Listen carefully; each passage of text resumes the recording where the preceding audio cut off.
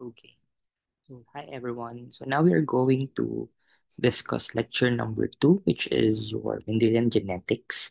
So in this lecture, we're going to discuss first Mendelian genetics, introduction. I think this is just a review to you. Also going to discuss probability of inheritance. We're going to connect some concepts, theories from Mendelian genetics into become numbers. And then the last one is pedigree charts. So these are a family tree that diagrams the inheritance of a trait through several generations. So let's start. So again, let's take back and let's have a brief understanding of Gregor Mendel. Again, Gregor Mendel, often called the father of genetics, was born in 1822 to a peasant, not well-off family in Czech Republic. So, despite his humble beginnings, he pursued education with determination. So, if he studied philosophy and eventually became an ordained priest. So, he attended the University of Vienna, where he was trained in both botany and physics. So, this background or the scientific background would become very important for his experiment. So let's put this into context. Before Mendel's time, people had very different ideas about heredity. So the most common belief was the blending theory of inheritance. And according to this view, offsprings were thought to be a simple mixture or dilution of their parents' traits. For medium height, like blending to paint colors. Ganon. For example, um, para kang nagbe-blend ng dalawang kulay and magkakaroon ka ng ng dalawang magkaibang resulta. Or halimbawa kung isang matangkad at isang maliit, magkakaroon ka ng medium height. So yung mga expected offsprings mo. So the problem with this idea is it could not hindi nila ma-explain kung bakit may mga certain traits na nawawala in one generation and then babalik in the next. So Mendel's careful experiments with pea plants challenged the blending theory and laid the groundwork for our modern understanding of inheritance. So while Mendel started out as a just as a very curious priest with training in science, his observations change how we think about heredity. So after his studies, Mendel performed a series of hybridization experiments using purebred pea plants. So, gumamit siya ng peas for very practical reasons kasi ito ay mabilis palakihin, mabilis dumami, and they had clear contrasting traits katulad ng tall versus short plants, yellow versus green seeds, or round versus wrinkled seeds. This made them perfect for studying kung bakit nga ba yung mga traits na ito are passed down. So Mindel carefully controlled his crosses, making sure he knew exactly which plants were mating. So nagsimula siya with plants that were pure breeding, meaning that generation after generation, they always showed the same trait. Halimbawa, a pure breeding tall plant would always produce tall offsprings. By crossing these pure lines, Mindel was able to observe kung paano nga ba yung traits were transmitted to the next generations. So, in 1866, Mindel published his findings in a paper called Experiments in Plant Hybridization. So, sa ginawa niya ito, he outlined what we know as the three principles of inheritance. The principle of dominance, some traits mask the expression of others. Halimbawa, tallness dominates over shortness in people. We're going to discuss it later. Pinapahapi ko lang. Principles of dominance and principles of segregation. Each parent carries two factors or tatawag natin genes, quote-unquote, factors ang tawag nila before. For each trait, pero merong isa is passed on each offspring. These factors, quote-unquote, genes, separate or, excuse me, segregate during the formation of gametes. Another one, the principle of independent assortment. Traits are inherited independently of one another. Ibig sabihin, yung mga inheritance of seed color does not affect the inheritance of seed shape. May mga principles that these principles completely overturned the old blending idea. Instead na yung mga traits mixing together permanently, pinakita ni Mendel that hereditary units remain intact and can reappear in later generations. So, one of the most remarkable um, na mga bagay about Mendel was not just what he discovered, kundi kung paano niya ito ginawa. Mendel was the first biologist to explain inheritance quantitatively. Instead of only describing his results in words, he counted the offsprings carefully, recorded the ratios of traits, and used mathematics para ipaliwanag yung mga observations niya.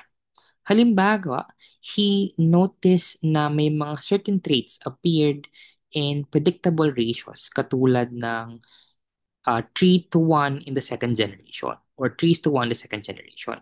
Yung mga numerong ito ay these numbers or ang mga gamit ng mga numerong ito gave his work scientific power and precision. So this ngunit during his lifetime, Mendel's work did not receive the recognition it deserved. In his 1866 paper that I mentioned earlier, was just ignored by the scientific community. Siguro dahil yung timing, biologists of his era didn't fully understand his ideas, and his work was published in a hindi nating obscure journal, but ngayon syempre hindi na ganon. Until 1900s, more than 3 decades later, the three independent botanists named Hugo de Vries, Karl Correns, and Erich von Terschbach rediscovered Mendel's work while conducting their own experiments on plant hybridization.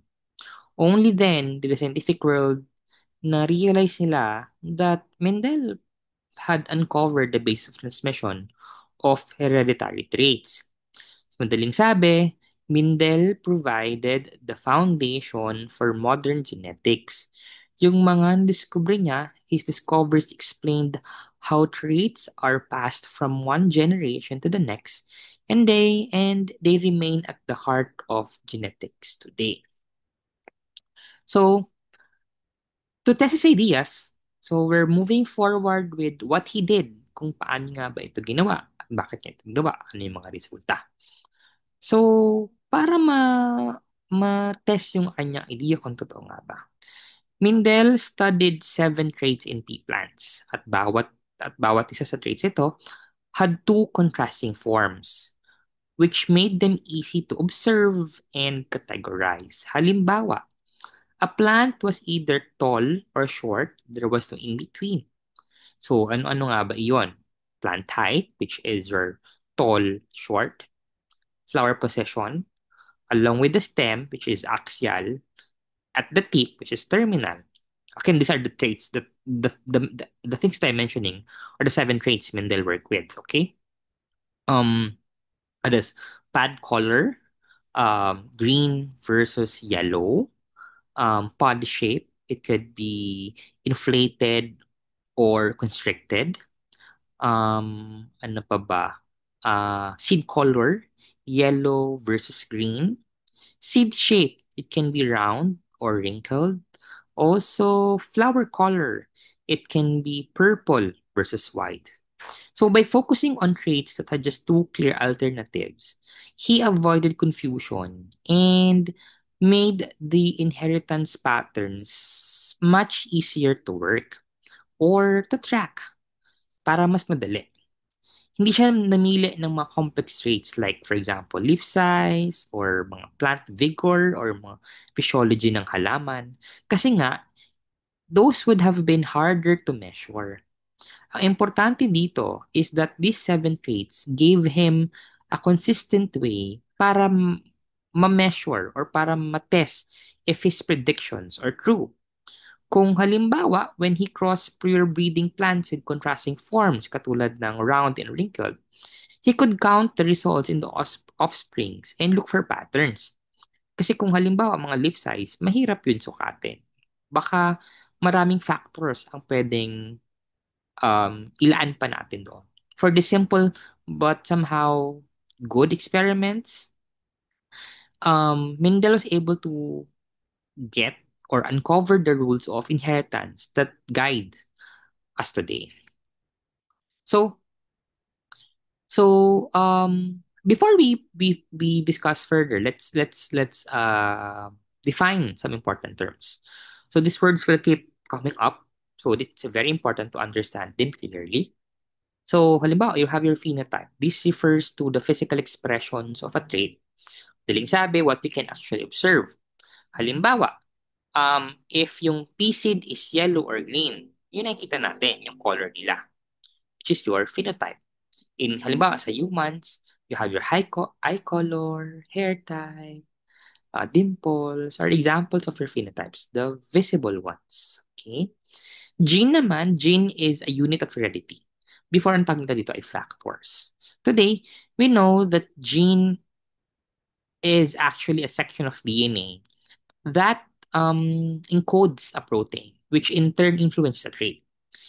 Back then, Mendel didn't know about DNA, but he correctly reasoned that factors, quote unquote, must exist inside organisms that controls traits. So later, those factors, quote unquote, were identified. I know it's annoying, but kailangan ko lang i-quote na factors are genes now. Okay, baka kasi malito kayo. Another one, you have your alleles. These are the alternative forms of a gene. Halimbawa, for the gene that controls seed color in peas, one allele produces yellow seeds, and yung isa naman uh, produces green seeds. Alleles occupy yung mga same positions or locus kung tawagin on homologous chromosomes. I think we already discussed that. You can think of alleles like different versions of the same recipe or mga variations that lead to different outcomes. These terms are important kung paano nga ba nag nag uh, nag work yung principles ni Mendel. So we also have here when we talk about genes and alleles, scientists follow specific conventions so that everyone understands the notation in the same way. So, halimbawa dito, the first letter of the recessive trait is used as the symbol for that character. If the allele is recessive, we write in lowercase italic. Pag naman, if the allele is dominant, we write it in uppercase. Minsan, di naman kailangan italicize. Minsan, okay na yung lowercase and uppercase. So, halimbawa dito sa PowerPoint, sa presentation, gumamit tayo ng height, stem height in pea plants. The recessive trait is dwarf, which is, that you can see here, letter D, small letter D, to represent this character. Again, recessive allele, written as D produces, small d, produces dwarf plants. And big, letter uppercase, letter D, produces tall plants. So, mamaya malalaman natin kung ano nga ba ibig sabihin ng recessive dominant trait. More terms, again, you have also here your genotype. Genotype refers to the genetic makeup of an organism for a particular trait. Sinasabi nito kung ano nga bang alleles ang meron doon, whether they are dominant or recessive. So again, yung mga phenotype mo, it dictates or give us the physical expression ng genotype mo. The observable characteristic that we can see. Kasi sa genotype, yung genetic makeup nun, ang expressions nun are your phenotype. Okay? Meron din tayong tinatawag na homozygous at heterozygous. Okay? So, um, we determine or we've seen how genotype determines phenotype. We can describe the relationship, okay, the relationship between the two alleles in a genotype. If, for example, an individual is said to be homozygous, both alleles for a gene are the same. Okay? So, halimbawa, dominant, ito yung mas sabihin natin mas sa madaling sabi siya yung mas madaming energy. It masks off the recessive or the weak one, dominant in the strong one.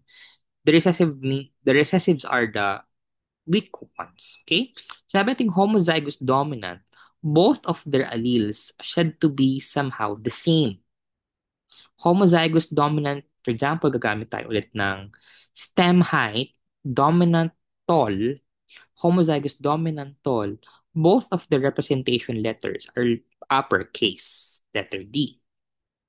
Pag homozygous recessive naman, ibig sabihin, homozygous recessive, okay, na in stem height should be short. So, or dwarf. So, both letters are in lowercase. So, again, homozygous, the alleles are identical. Genes are the same. An individual is said to be, sabihin natin, heterozygous if the two alleles or gene are different. Halimbawa, heterozygous, wala nang dominant or wala nang recessive. Kasi, in this case, the dominant alleles mask the effect of recessive one. So, hindi siya parang, meron siyang big letter D at small letter D as we've seen here in the PowerPoint presentation. Okay, these are your heterozygous. Kasi sa dominant trait, minamask niya yung effect ni recessive. Ang phenotype nito is tall kasi nga tinatakpan kasi nga mas malakas si dominant. Okay, again, I just want to remind you, homo means same, hetero means different. Ang distinction nito ay napaka-importante kasi it explains why two organisms with the same phenotype may not have the same genotype. Yung isa, pwedeng homozygous. Yung isa, pwedeng heterozygous. Okay? Moving forward, let's discuss your monohybrid. So monohybrid cross is a genetic cross or genetic process that involves only a single pair of genes or madaling sabi, one trait. So si Mendel often started with pure breeding plants katulad ng stem height, such as tall, dwarf, and studied how the single trait was inherited or being passed on. So, when describing these crosses, we use specific terms for the generations. Magamit tayo ng P, F1, tsaka F2. P, these are the original pure breeding parents, parental generation. Halimbawa, one parent might be tall and the other parent, pwede siyang dwarf. Okay? F1 naman, generation, first field generation. This is the offspring from the parental cross. In our example, halimbawa, in all of offsprings in the F1, it would be heterozygous and tall. Kasi, halimbawa, if gagamit tayo ng stem height, it could be heterozygous and tall because the dominant allele masks the recessive one. You also have your F2, the second field generation of genetic cross. This comes from crossing the if F1 individuals with each other. Kumbaga, if magkocross ka ng parehas na F1. So, halimbawa dito, gumamit tayo ng P1 as your one parent na tall, one parent na dwarf. Nag-cross sila. The F1 generation, lahat yon ay magiging heterozygous. And ang phenotype nun ay tall. Okay, kasi nga, minamask off ni dominant trait si recessive trait. Okay? And then, si F1, para magkaroon ka ng F2 generation, i-cross mo to by itself. So, F1, tall, heterozygous cross with heterozygous. Ang F2 generation nito ay, another example, dito, pag kinos mo sila, it would be one, um, ah, pwede siyang halimbawa, pwede ang maging sagot dito ay, for example, pag tinanong ka ng genotypic ratio, these are the values na genetic makeup. Halimbawa, ito yung mga letters na yan. That's our genotypic ratio. So, one, both uppercase letter D. Two, both heterozygous. One, recessive. Homozygous recessive. Pwedeng one homozygous tall or one homozygous dominant, sorry, one homozygous dominant, two heterozygous, and one recessive. Pag tinanong ka naman, for example, ng phenotype, meron kang masagot na tatlong tall, isang dwarf. Again, pag genotype ang ratio ang tinanong, genotype ratio pwedeng 1:2:1. Pag phenotype ratio naman, meron kang tatlong matangkad is to 1 na maliit.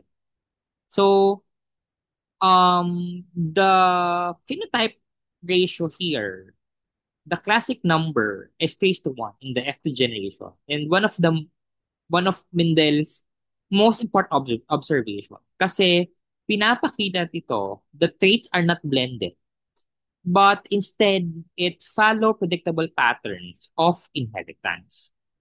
So, when Mendel performed his many monohybrid crosses, he noticed some very consistent results. So in F1 generation, all offsprings look alike. They showed the dominant trait. Same na example natin kanina. So dito pa lang, na-reject na yung old blending idea because there was no, sabihan natin, medium height in the first generation. And in the F2 generation, when the F1 plants were self-crossed, the recessive trait dwarf plants again reappeared. The ratio of tall to dwarf was consistently 3:1.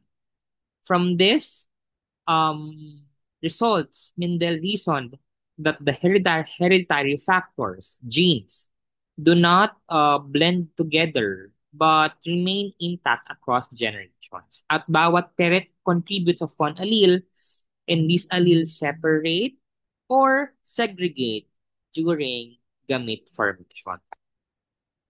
So Mendel was very genius in using contrasting traits are very bright. And traits that exist in two color clear opposite forms. So again, dwarf, yellow, seed shape, seed color, pod color, flower position, stem, and so on and so forth. So this is, ito yung mga bagay kung bakit nag-focus si Mendel sa mga um, contrasting forms. I just want to remind you everyone, the P generation is the P generation, the parents carried only one form of the trait. It can be one was purely, for example, yung stem height tall and the other purely dwarf. In F1 generation, here, all plants were tall. For example, here, all plants were tall. This showed the tallness was dominant, while dwarfness was recessive. And F2 results, the contrasting traits reappeared in a ratio 3:1. So, tatlong tall plants for every one dwarf plant. So, it allowed him to trace exactly kung paano nga ba yung mga traits na to were inherited. And pinapakita nito the predictable patterns of dominant versus recessive inheritance. So, pag sinabi natin, when we talk about Mendel's law of segregation, remember, it is really about how contrasting traits separate and recombine in offspring. Kaya nga, that's why the recessive trait can disappear in one generation and then reappear in the next.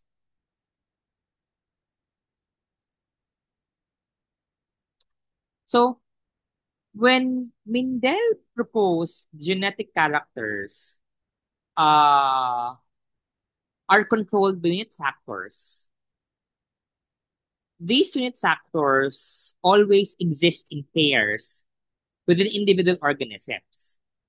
Pero ang tanong, bakit nga ba lagi pairs? Kasi nga, organisms katulad ng pea plant are diploid. Ibig sabihin, they inherit one factor or allele from the mother and one factor from the father.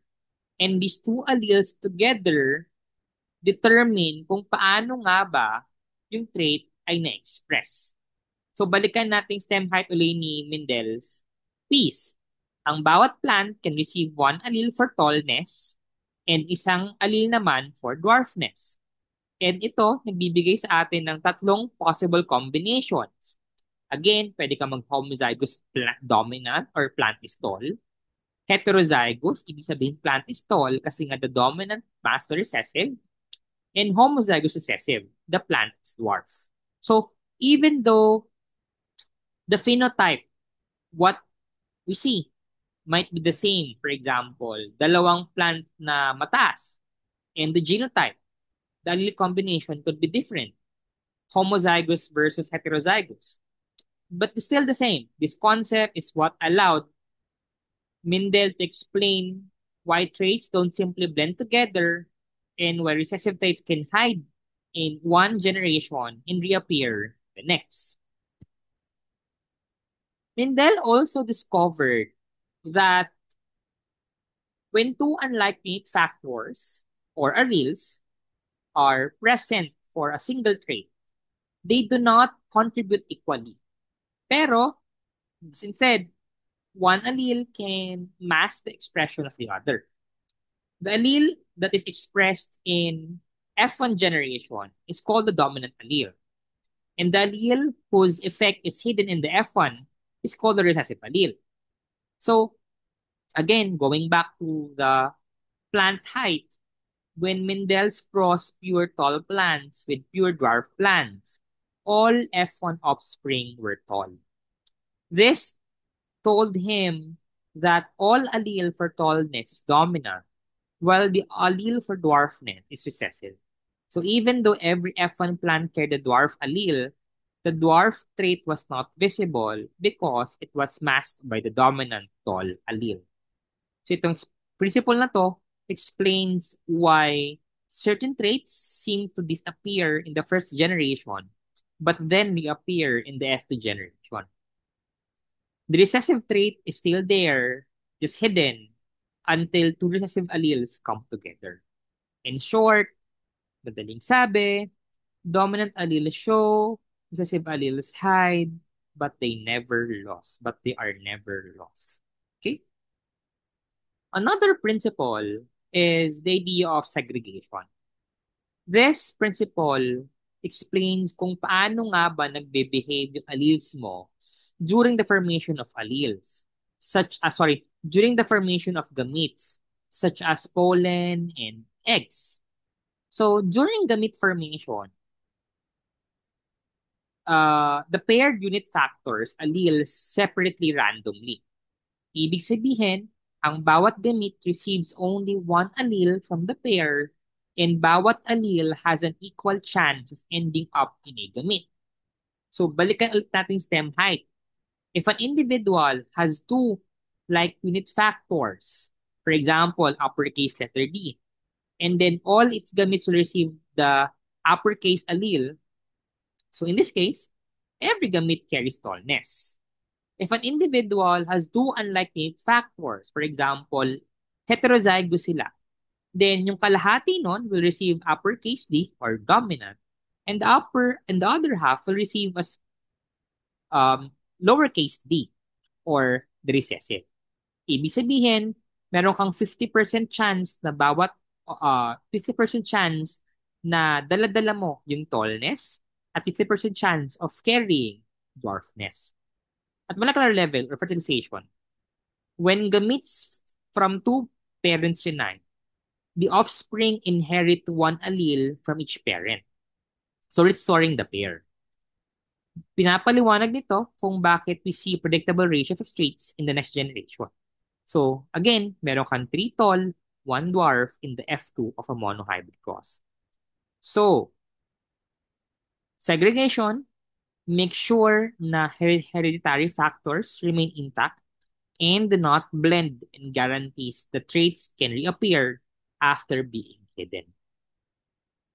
So, para ma-predict yung genetic process, we use a simple tool called um, Punnett square.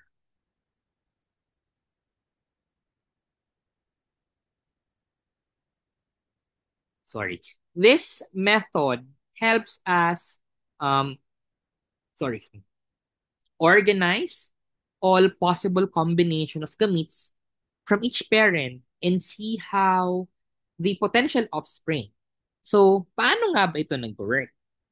The vertical column, the vertical column of the square represents the gamete of the female parent, and the horizontal rows represent the gamete of the male parent. So, by filling each in each box, we are simulating all possible random fertilization events, the combinations that can occur when gametes unite. So halimbawa, gumamit tayo ng example, crossing dalawang, you see here, two heterozygous pea plants. The female carries gametes either uppercase D, small d, dominant recessive, same with the male, dominant recessive. So these are F1, self-cross. From this Punnett square, we can predict the offspring, the genotypes. Halimbawa, here, we have one recessive dominant, two heterozygous, and one homozygous recessive. So, yun ang kanyang genotype. One is to 2 is to 1. Pag phenotype naman, 3 tall, 1 dwarf, or 3 is to 1. So, the Punnett square shows us that about 75% of the offspring will be tall. 75 kasi nga tatlo yan. Tatlo, matatangkad. And 25% will be dwarf. Paano mo nasabi? Di ba apat yung box? 4. At 3 divided by 4 is 75. Check natin. 4 is 75 or 0.75. Times mo sa 100%, meron kang 75%. Or times mo sa 100. So, 3 divided by 4 times 100, 75%. Okay? So, in short, the Punnett square, hindi lang siya diagram, pero pinapakita nito kung paano nga ba natin ma-visualize yung segregation, dominance, and probability all at once. So, I think already discussed this. So, Mendel's simple pea plant experiments also shows us mathematical patterns, not random blending. Okay? Ito, he carefully match this predicted ratio, which is why, naalala niya, paano explain yung inheritance quantitatively. Again, these are your genotypes, these are your phenotypes. Okay? These are your genotypic ratio, this is your phenotypic ratio. Okay? Sometimes, minsan, an organism shows the dominant phenotype, but hindi natin alam if it's genotype. Halimbawa, a tall plant could be either homozygous dominant or heterozygous. Pero paano ba natin masasabi yung pinagkaiba nila? So Mendel designed a method called the test cross. Sa test cross na to, the individual with the unknown genotype is crossed with the homozygous recessive individual. Homozygous recessive individual. So test cross, meron kang unknown crossed with the homozygous individual. So For example, halimbawa, here, paano nga ba ito nag-work? If the unknown tall plant is uppercase letter D, then all offsprings would be tall or magkakaroon ka ng heterozygous. If the unknown tall plant is meron kang heterozygous tall, then crossing it with homozygous dwarf, 50% noon would be tall, 50% noon would be dwarf. So yung test cross acts like a detective test. Tinitingnan lang natin yung offspring if you can figure out some hidden genotype of the parent, the dominant trait. So ito ginagamit pa rin to until today with plant and animal breeding to identify kung ano nga ba yung carries or sino nga ba yung nagki-carry ng recessive traits. Uh, Next one, you also have here your dihybrid cross. So hindi lang tayo the crosses is not just single trait or monohybrid crosses katulad ng tall or dwarf. Mindel, hindi lang siya nag-stop doon. But tinignan niya rin what will happen or what happens when we look at two traits at the same time. He studied, for example, seed shape and seed color, which is round, wrinkled, and the seed color can be yellow or green. So with letters R, big R, and R and Y, okay? So R for the seed shape and Y for seed color. Dominant are the round, wrinkled yung recessive, yellow yung dominant, green yung recessive, okay? So when Mendel crossed plants that were true breeding for both traits, the F1 generation all came out the same, round and yellow, because round and yellow are dominant. Pero medyo nasurpresya siya sa F2 generation. Nung nag-undergo na siya ng self-cross, kasi nga, di ba, meron kang 50-50. He got 4 different phenotypes. At nagkaroon siya ng iba't ibang 4 na magkakaibang phenotypes. Nagkaroon siya ng round yellow or yellow round. Nagkaroon siya ng round green or green round dito. Meron siyang, kasi nauna ko yung sinabi na ano eh, wrinkled yellow. And nagkaroon din siya ng green wrinkled. And nung binilang niya ito, he noticed a very specific phenotypic ratio.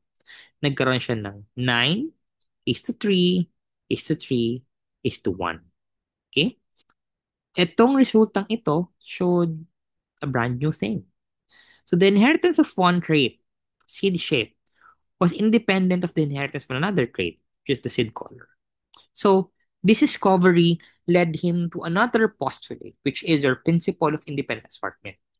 The idea that different pairs of traits are passed on to offsprings independently of each other as long as the genes are on different chromosomes or far apart on the same one. So, um,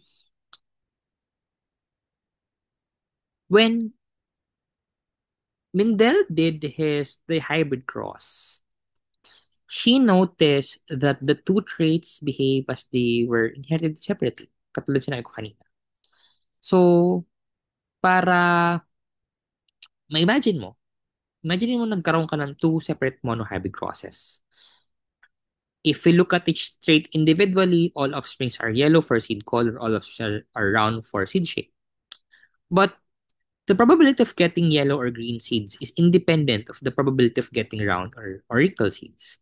So kung gagamitin natin self-cross, the possible outcomes can be thought as combining the results of two independent monohybrid cross. So halimbawa, di ba, yung seed color cross mo, magkakaroon ka ng 3:1 ratio for phenotypic. Tatlong yellow, isang green.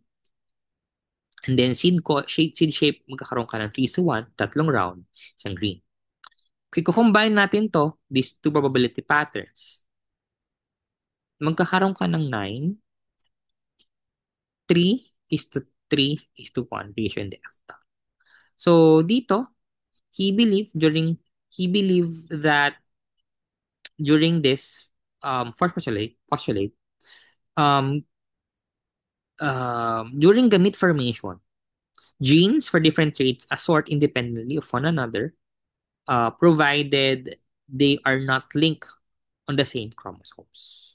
Okay, again, hindi sila dapat nasa isang chromosome kasi dapat naghiwalay sila and they doing it independently. So, naalam natin ngayon na dihybrid cross involves two independent traits. We can predict the outcome mathematically. So, using the product law of probabilities. So, pag sinabi ng product law of probabilities, ibig sabihin nito, when two independent events occur at the same time, the probability of both happening together is the product of their individual probabilities. So, sabihin natin, ganito, Y, the seed color, and seed shape. So, meron kang, paano ba ako magkakalit? Hmm. So, meron kang halimbawang three yellow. Ay, bakit ayaw? Wait lang, Lil.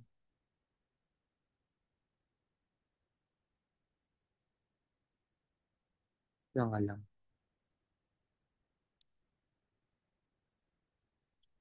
Pen. Meron kang tatlong yellow at meron kang isang green. At yan yung seed color. Meron ka ring tatlong round. Sensya na kayo, wala. At meron ka ring isang wrinkle. So, the probability of yellow is three-fourths. And the probability of green is one-fourth. Same with this, you have your three-fourths for round and one-fourth for wrinkled. So, let's combine them. So, halimbawa, gusto mo ng yellow and round. Yellow mo, meron kang three-fourth, ito yung yellow. Gusto mo ng yellow and round, di ba? Yan. Yan yung gusto mong, yan yung pinipredict natin. So, three-fourths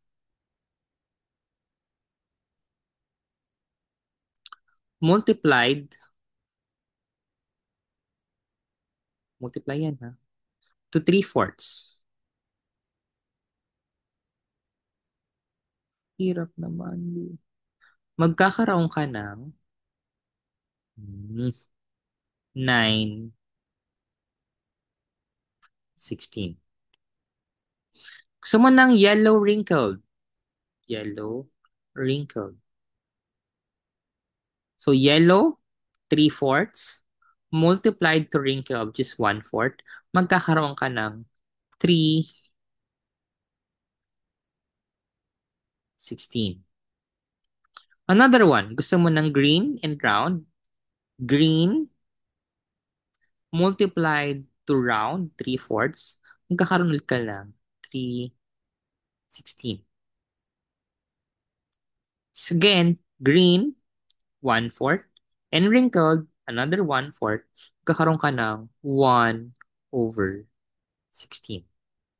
So all this matches exactly what Mendel observed.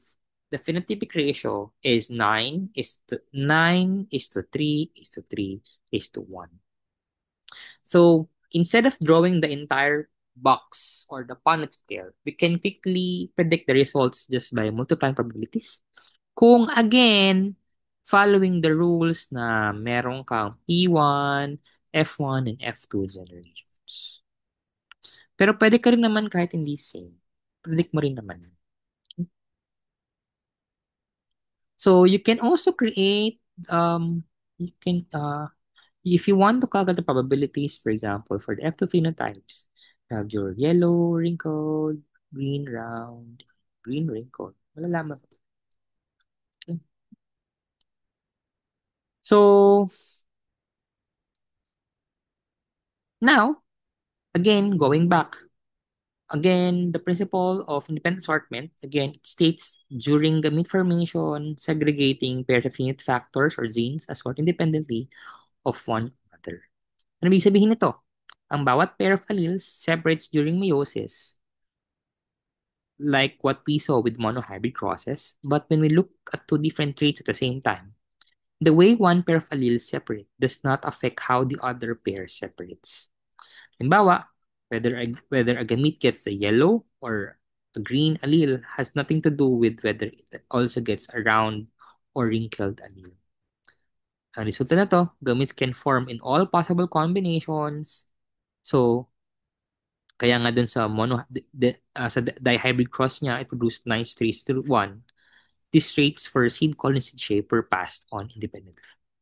Ngayon, we know this principle is true when the genes are on different chromosomes or far apart in the same chromosomes. If genes are very close together, they may not sort independently kasi nga magkakaroon ka na ng linkage. Karalan natin yan later on. So, independent assortment is very important kasi nga it increases genetic variation by shuffling different combination of alleles into gametes. So, sinusugaran nito that every offspring is genetically unique. Okay? I will not discuss this because I think you already know the idea. So, we are done with your one trait cross. We are also done with two trait crosses. Now let's take a step further for trihybrid cross. Involves three contrasting traits at the same generation. Una, we start with pure breeding parents, parental generation, katulad nito. All dominant traits versus all recessive traits. Pangalawa, magkakaroon ka ng offsprings. All offsprings are um, tawag dito, heterozygous. Genetically, these are heterozygous at three different positions or loci. Phenotypically, they all show dominant traits of A, B, or and C. So, yung gamete formation nito, now when these F1 individual form gametes, each gamete must get one allele from each gene pair. So A either can be a dominant or recessive. B can be either be both dominant or recessive. C can be both dominant or recessive. By combining them, each F1 individual produces 8 possible gametes in equal frequency. So when you cross these 8 gametes from one parent combined with 8 different gametes from each other, magkakaroon ka ng 64 possible genotypes in the F2 generation. And katulad ng dati, you can use probability instead of drawing 64 Punnett square or Punnett grid. So, magkakaroon ka pa rin ng 10-7, is to 9, is to 9, is to 9, is to 3, is to 3, is to 3, is to 1. So, ganun din. Yung, remember your 3 is to 1 product law? Multiply mo lang kung ilang percent nga ba, ilang ratio nga ba yung kay halimbawa ng A, ilang dominant is recessive, 3 is to 1. So, kung pag mix mo yung ABC. So, same lang sila. Demonstrate the power of independent assortment. So, we'll not discuss this further. Let's do this um, um, later on. Okay? Pero multiplication lang. Minsan gumagamit din tayo ng fork-line method. Fork-line method is faster, more organized, pero pwede na rin yung probability law. Product. Yung mga branches kasi yan or diagram. Okay? So, sige. Paliwanag natin para mas maintindihan. So, dito, di ba kanina sabi ko may 3 is to 1 si A. Tapos another one si B. It can be 3 is to 1. Tapos 3 is to 1. Kasi pwede siyang ang iba't iba yung combinations mo. Kaya madaming process. So, kanina sabi ko, di ba, pwede kang magkaroon ng 64 boxes. So, when you use this, i-multiply mo lang 3 is to 3 multiplied to 3 multiplied to 3. So, magkakaroon ka 27. So, A, B, C, lahat yung dominant. Kung ito, 3 from here to here. Ito naman from here to here. So, pwede naman to here to here. So, every possible concept or answer something. Okay? Okay. Let's have a you can pause for a mile bago tayo mag-start.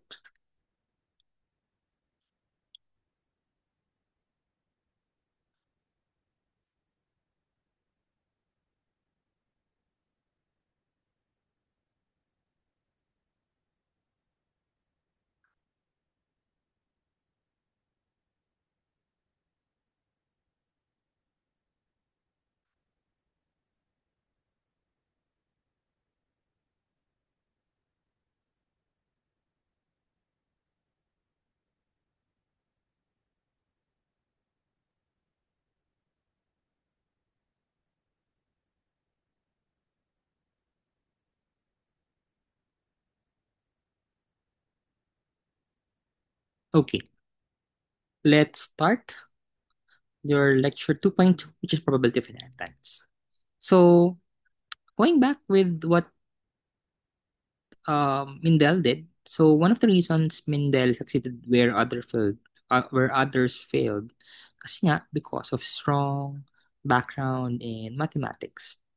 He realized that inheritance is not just a matter of observing traits.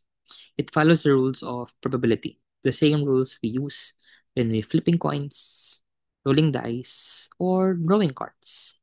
So, halimbawa, sa coin has a 50% chance of landing heads or tails. Heterozygous parent has 50% of passing dominant and 50% chance of recessive. Katulad din ng dice rolls are independent. The inheritance of seed colors independent from the inheritance of seed shape. Mendel also understood the statistical nature of inheritance. Alam niya na just looking at the only few offspring could be misleading. Ratios like 3 is to 1 or 9 is to 3 is to 1 or 9 is 7, so on and so forth only appear clearly when we count a large number of offsprings. Kaya dito, he grew thousands of pea plants. He wanted results that were reliable and not due to chance alone. So Mendel treated biology with precision of mathematics and statistics. Sabihin, it's somehow revolutionary nung oras, nung time niya na yun. So this combination of careful experimentation and mathematical analysis allowed him to uncover the true patterns of inheritance. So let's see uh, how the rules of probability apply to inheritance. So um, remember, genetic ratios represented expected probabilities of outcomes, not guarantees. Each fertilization event is independent, katulad ng pag nag-flip ka ng coin. In real experiments, um, the observed ratios may not exactly match the expected probabilities, especially if the sample size is small. Ang tawag natin dito, or this deviation, is called random sampling error. So, the rules of probability predict the likelihood of each trait appearing.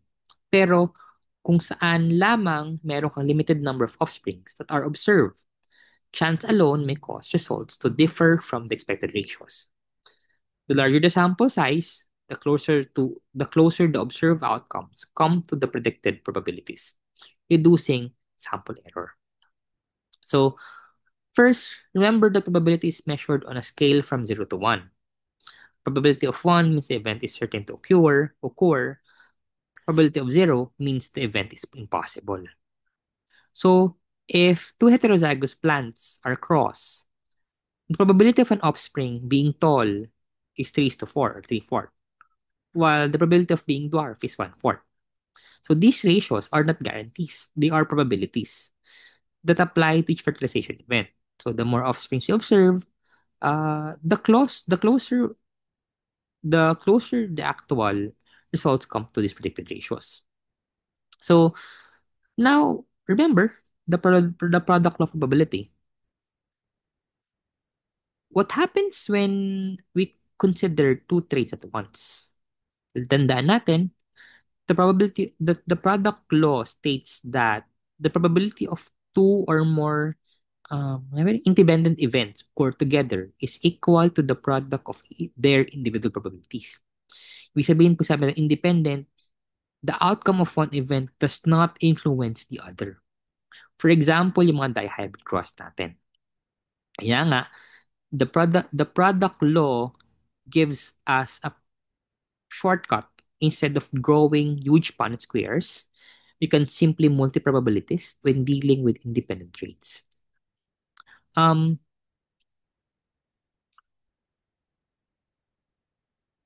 Also, okay, kalimutan ko sabihin. Also, ano ba? Also, for example, the chance that any particular outcome will occur in genetics follows the same rules in probability. So again, sa monohybrid mo, meron kang, for example, sa F1 generation mo, the chance of producing an offspring is 1/4, 25%. So if you're going to connect this with random sampling error, in theory, Mendelian ratios describe the expected probabilities. Pero in practice, small sample size, the observed results, may deviate from these expected results. So kaya nga, sabi natin kanina, the difference between the results observed in sample, the actual offspring count, and expected result is a very possible outcome were measured using the same procedure. So again, just want to remind you, the rules of probability predict inheritance patterns, but actual outcomes can vary due to chance, especially in small populations. So the probability is defined as the number of times particular event occurs over total number of possible outcomes. So halimbawa, if we toss a coin, the probability of head is, for example, P head, bawa close and open parenthesis yan, hirap, basta yan head yan, is equals to, di ba sabi, the number of times a particular event occur. Ilang beses ba lalabas pag tinos mo si coin, at tinos mo si coin, ilang beses lalabas si head? Dalawa lang naman yun, di ba? One. Ano yung total possible outcomes mo? Dalawa. Kasi meron kang head at meron kang tails. Ba? Because meron tayong one way to get heads out of two possible outcomes for head or tails. So, kung halimbawa naman gagamitin natin yung monohybrid cross, pag tinanong ko, for example, if we're going to apply this in the same, we apply this same logic sa genetics. Sila nga bang beses lalabas si dwarf? So, di ba sabi si dwarf ay yung phenotype, yung genotype niya is pares mo letter D. So, ilan ba ang possible outcomes mo? Si dwarf, meron kang isa. And then, ilang beses siya pwedeng sorry. Ilang number of times particular events, ilang beses ba si dwarf doon? Isa lang. Ilan ba yung possible outcomes mo? Meron kang apat. Bakit apat? Kasi meron kang homozygous tall. Di ba? May tatlo kang tall at meron kang apat na dwarf. Dalawa doon, heterozygous tall. Heterozygous, sorry. Heterozygous. So, these probabilities gives us the expected ratio lamang. So, pwede kang 3:1, 3 tall, 1 dwarf. Pero if you look at if you only look at 8 pea plants, you might not get exactly 6 tall and 2 dwarf, even though probability says 3:1. The difference between what probability predicts and what you actually observe is called your, kanina, random sampling error. So again, the larger the number of offspring, the closer your observed result will match the predicted probability.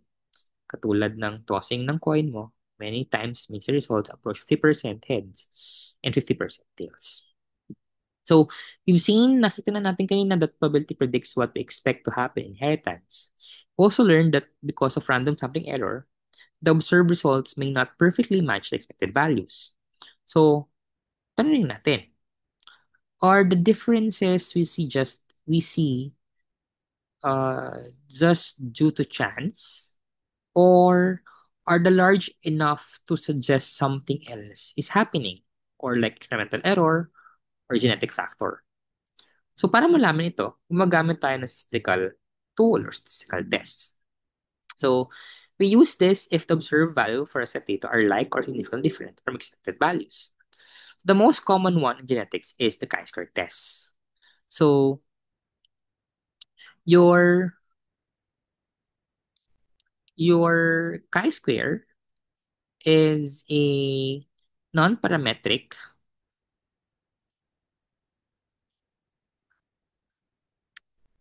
non-parametric um meaning it does not assume or it doesn't assume data following a normal distribution. It it works well with categorical data, katulad ng tall versus dwarf, round versus wrinkled. So we often organize data in contingency table katulad nito. Listing, observe versus expected values for each phenotype.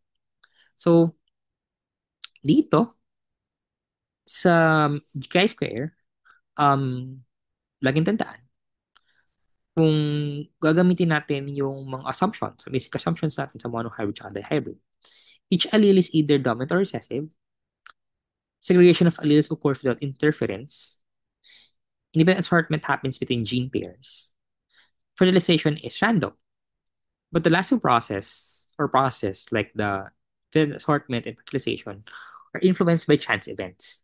This means that real experiment results can show random fluctuation away from perfect ratios.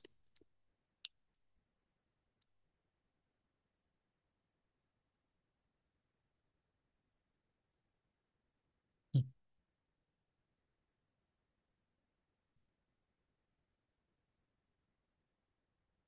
wait lang. Ba't ganun? So, chi-square analysis helps us to decide whether the difference between observed and expected outcomes are just chances deviations or whether they suggest the hypothesis like Mendel's ratios might not fully explain the results. So, paano nga ba ginagamit yung ating chi-square test? So, again, ang purpose ni chi-square test sa genetics ay para gamitin yung compared observed results versus sa expected results. So, para malaman natin kung meron nga bang differences between observed and expected data and it is due to chance or something else.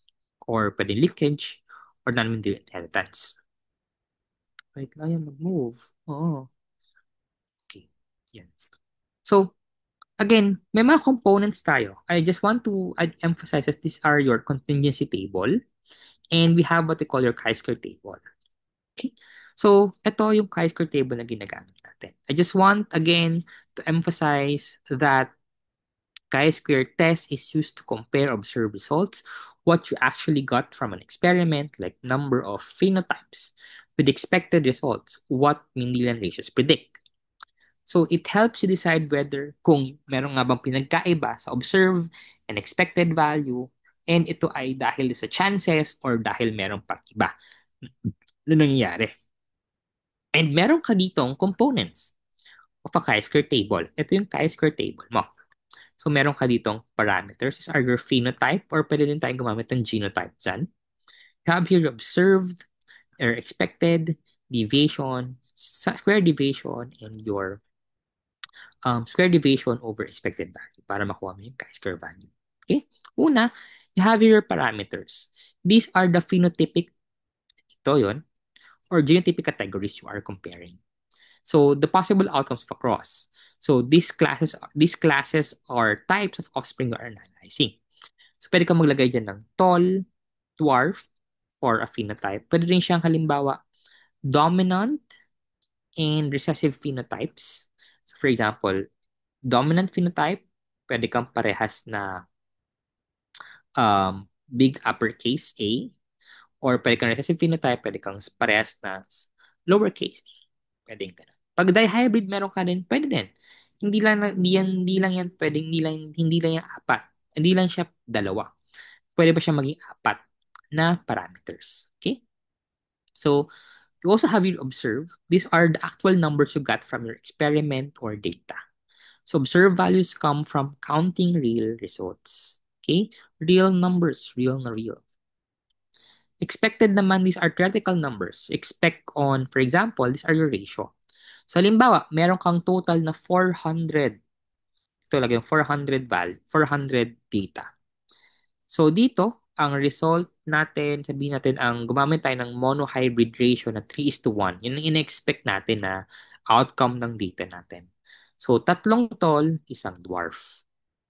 So, paano mo siya gagawin? Paano mo malalaman yung values nun? So, ganito lang yan. So, multiply, di ba? 3/4 yan. 1/4 to. So, multiply mo lang 3/4 multiplied to 400. Kasi nga yung expected, yun yung observed total numbers mo para makuha mo expected values. Same with your here, your another parameter, 1/4 of multiplied to 400. Again, hindi siya laging gano'n. Depende kung ano yung minumultiply natin sa expected percentage. Hindi rin siya laging ang tawag doon, yung may factor, yung over, 3/4, 1/4. Minsan percentages din siya. Also, it can be, tawag dito, this one is a deviation. Deviation naman shows how far you observe data differ from expected from each class. Kasi nga, observe minus expected. Halimbawa, dito na-compute natin over 400. Halimbawa, 290 plus 300. 290 minus 300 equals to -10. So, ganun siya. Okay? I can show you examples sa pag lecture class natin. So, yung square deviation naman, the deviation o so all differences are positive. So, no negative value. And to emphasize larger difference. So, dito naman, so, diba dito, -10. So, -10 squared. -10, -10 squared, sagot yan, 100. Again, lagi siyang positive, no negative values. Okay? Dito naman, this is the contribution of each category to the total chi-square value. So, you compute for this for each class, then add them all to get the total chi-square value. So, square deviation over the expected value. So, halimbawa, meron ka itong 100 over 300. Ganun. So, pwede ka magkaroon ng 0.33. So, significant number or value. So, and then, after nun, i-add mo lang sila para makuha ka ng chi-square. So, halimbawa, mag-isip tayo, just random number. Halimbawa, value mo dito, 0.33. And then, dito naman ay 1.33. Ganon. So, meron kang 1.66. Yan, 66. Ano ba kanya? 1.66 ang value.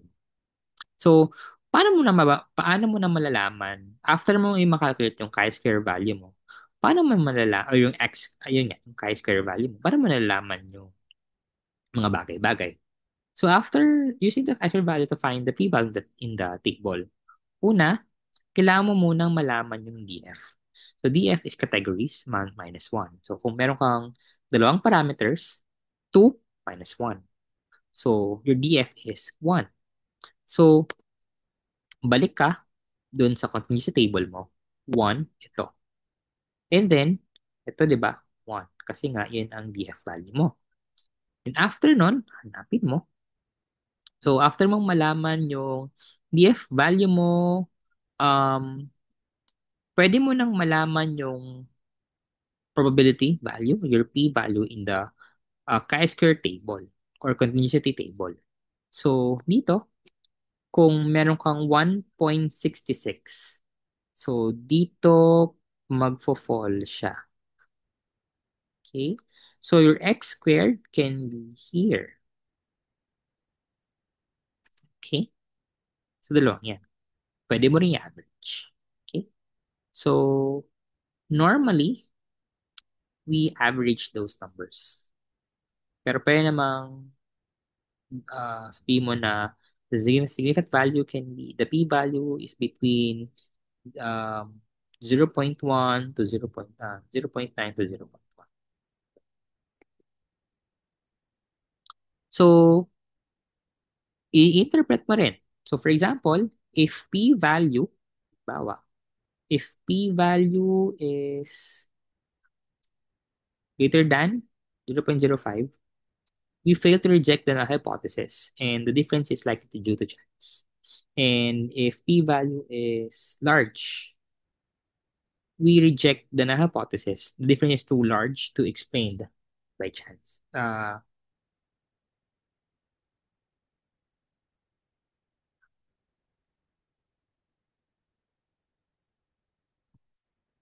So again, if the p-value is greater than 0.05, we fail to reject the hypothesis. If the p-value is less than or equal to 0.05, reject the hypothesis. So again, chi-square analysis decides whether observed genetic ratios really match Mendeli's prediction or if something else is influencing the results. So let's try this. Let's do this part when we meet para complete natin sila. So, here, can compute. Bago ka mag-move sa next slide, gawin nyo. These are the numbers. So, these are the values kasi ang problem ay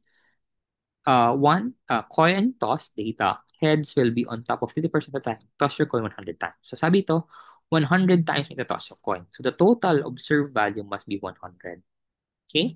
And then, dito, meron kang dalawang parameters which is your head and your tail.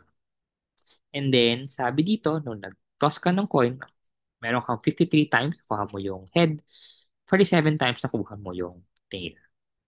And then, 50%. So, laging 50. So, dito, di mo na kailangan mag-compute kasi 50-50 na nga. Okay? Kasi one half naman. Okay. Kung 100, one half multiplied to 100, makuha ka rin ng 50 and then 50 at the same time. And then 0, observe minus deviation equals to 3. And then you have observe minus deviation, expected equals to negative 3. So, square the deviation, 9, and then to 9. Again, wala kang negative values. And then, gawin mo to, square deviation over the expected value, you're going to have 0.18. Then 0.18, and then add them, you're going to have 0.36. So, square value of 0.36. So, paano makikita sa contingency table mo? Hanapin mo na yung DF mo. 2, dalawang categories, minus 1. And then 0.36 will be fall between in these numbers. So, dito mo siya i-report. A causal value of 0.36 would fall between 0.16 and 2.706 in row 1 of the table para malawan ko na ang DF mo ay 1. Therefore, the p-value would fall between 0.1 to 0.9 na statistically significant. Or, ibig sabihin, going back doon, sinabi natin kanina, again, pag less than or equal to, we reject the null hypothesis. Okay? Sorry. Pag greater than, sorry, the p-value is greater than 0.05, we fail to reject the null hypothesis. Okay? So, um, ano yun? The difference is likely due to chances. So, again, paano natin i-interpret itong mga bagay-bagay? Ang dami kong sinabi pero hindi natin ma-decide kung paano nga ba. So, we have to understand the p-value. So, when you perform a chi-square test, we just don't, we don't just stop at calculating the chi-square value. Kailangan din natin intindihin kung ano nga ba yung p-value comes in, kung saan nga ba siya papasok. So, the p-value, sinasabi nito, the probability that the observed deviation from the expected ratio is due to chance alone. Ito yung pinakamadali na iniisip natin. Or, ano ba? It is easiest to think na yung p-value as a percentage. So, halimbawa, kung meron kang p-value na 0.26, okay? So, halimbawa, dihybrid siya and 0.26 yung ating p-value. Suppose we test a 9C3C31 dihybrid cross and obtain a p-value of 0.26. So, ibig sabihin that if we repeated the experiment many times, 26% of the trials would show chance deviations as large or as larger than the one we observed.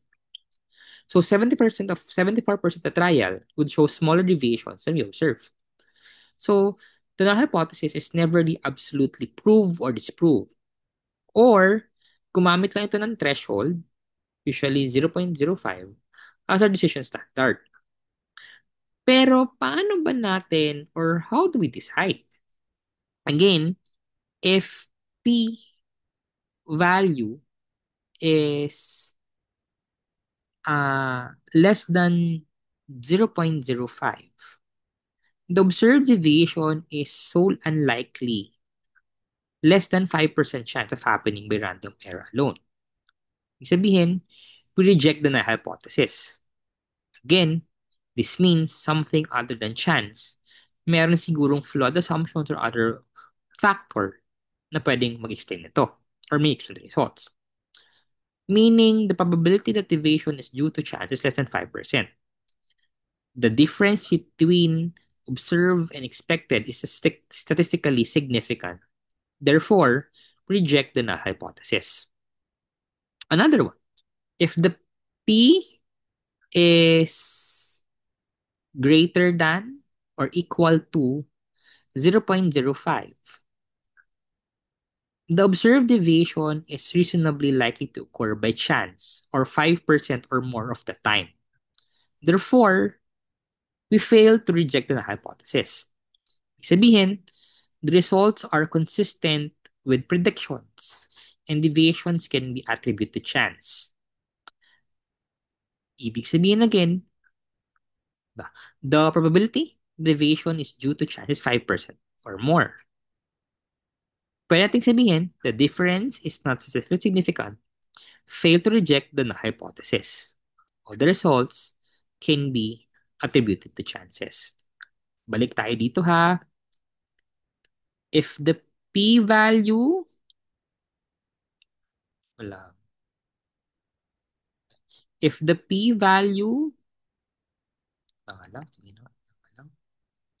If the p-value,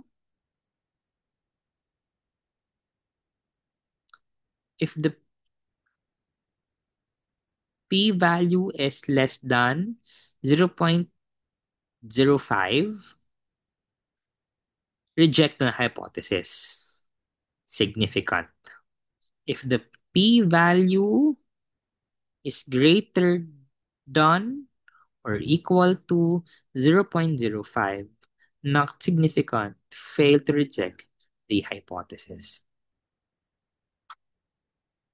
Pero ang question natin, what if we reject the hypothesis?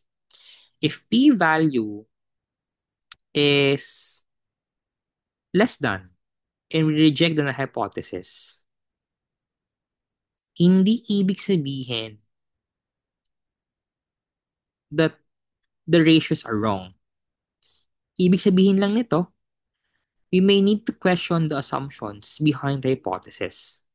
Katulad ng kung genetics perspective, do alleles truly segregate equally? Merong bang fertilization nangyari? Or all gametes equally viable? Or all offsprings equally viable after fertilization? These assumptions are, and if these assumptions are violated, then the expected ratios may not hold true. So, paulit-ulit ko na sinasabi, high p-value, observed deviation likely due to chance, the hypothesis stands. Low p-value, observed deviation unlikely due to chance, the hypothesis rejected. Assumptions must be reconsidered. Okay? So these are the sample problem number one. You can do this. You can have any time and create a table like this. Okay? We'll pause for a while. Sample number two. Kindly do this as your sit work number one as a group. Okay? Going to do this in class. Okay, ito gagawin sa class. Pero ito, this will be your sit work number one. Okay? Okay. Sige. And let's see. Okay? Let's have a 5-minute break. We can pause for a while. I can have a 5 minutes break. Want to finish this. Okay. Can pause for a while. Absorb everything that I mentioned earlier. And then let's move forward. Okay, so let's discuss lecture 2.3, the pedigree charts. So, ano nga ba ang iyong pedigree chart? Again, ang pedigree chart mo ay isang diagram na nagrepresenta ng occurrence and inheritance ng specific trait or genetic condition within a family over multiple generations. Sinasabi nito kung ang genetic family tree we use by geneticists, biologists, para mahanap, makita yung iba't ibang characteristic katulad ng eye color, blood type, genetic disorders are being passed down. So, ginagamit yung pedigree charts para ma-analyze yung iba't ibang patterns of inheritance. By studying them, we can determine whether a trait is dominant or recessive, whether it is autosomal or sex-linked, X-linked or Y-linked, which individuals are carriers. It can be heterozygous of a recessive trait, or the probability that offspring will inherit a particular trait or disorder. In human genetics perspective, bubulol na ako. Pedigrees are particularly valuable because controlled breeding experiments are not possible or ethical. Kaya ginagamit yung family histories serve as our data for studying inheritance. Okay? So, here's the some conventions geneticists use to construct pedigrees. So, pedigree use standard symbols katulad ng square represent females, circle represent, squares represent males pala. Square represents males. Circles represents females. Meron ka ding diamond for a sex unknown. Shaded shapes, ibig sabihin, individuals expressing the trait being studied. Unshaded shapes naman represent those without trait. Horizontal line, ibig sabihin connecting a square and a circle shows a mating or parents. Vertical naman, ibig sabihin naman nun, connect parents to their offspring. So, horizontal, pag kinonnect mo yan, halimbawa, ito, yan, horizontal line, mating parents. This one, ito naman, vertical lines, those are your offsprings. Okay? Shaded, shaded are expressing the trait. Unshaded, without trait. Okay? Meron ka rin mga Roman numerals. Sabi nito yung generations. While Arabic naman, sinasabi nito yung individuals within each generation.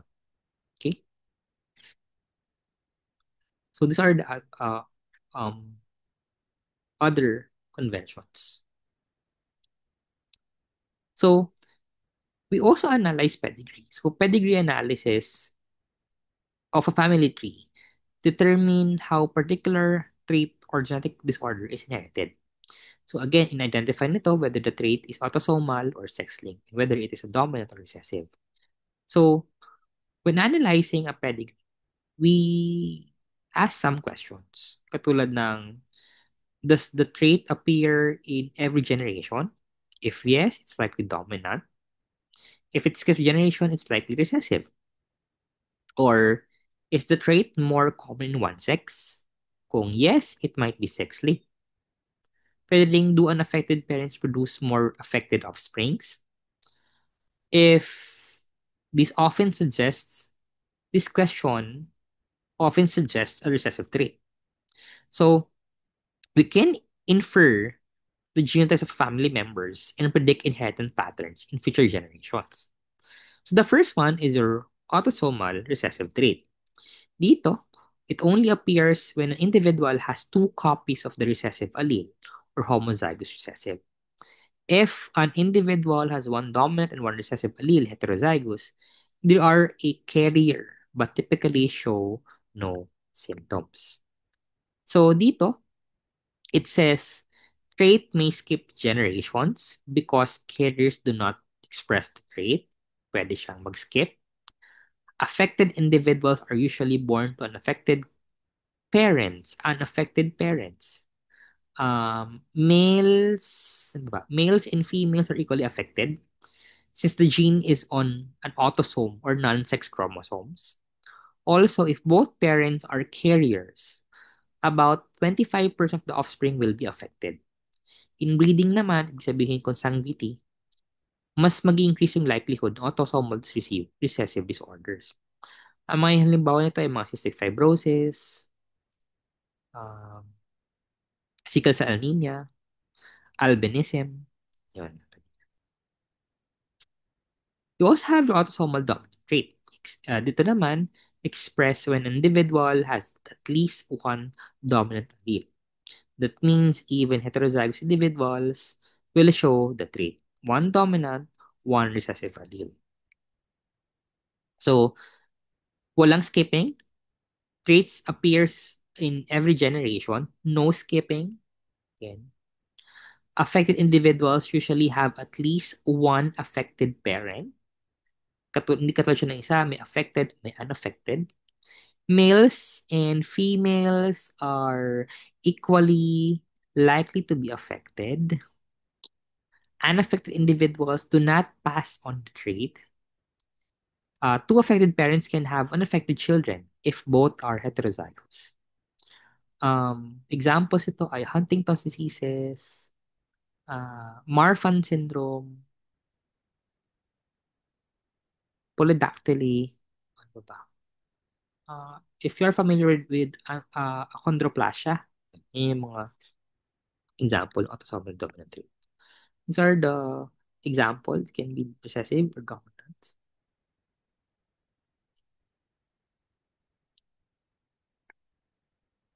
So kindly try to solve this one.